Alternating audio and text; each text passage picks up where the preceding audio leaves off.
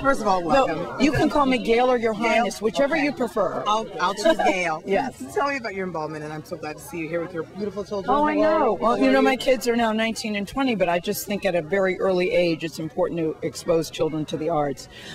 And what I like about what Russell and Kimora do is they allow kids who ordinarily wouldn't have a chance to be exposed to the arts. They give them that opportunity. And some of the artwork that these kids do is amazing. Right. I can proudly tell you I have a couple of pieces myself, but I just think, you know, to be exposed to pretty things and culture at a very early age, there's no price you can put on that. It changes your life. Absolutely. And they make it possible for kids to get that. Right. On a personal aspect, you've been doing a radio show. You're going to do some... No, we're starting. Starting in September, I'm going to have a radio show on XM Radio, which I'm really, really looking forward to it because it'll be call-in. We'll be talking about topical things, so I'll be doing that live. And then in addition to that, Oprah and I are going to try reality radio because we talk every single day, and we're going to take the conversations and share them with you.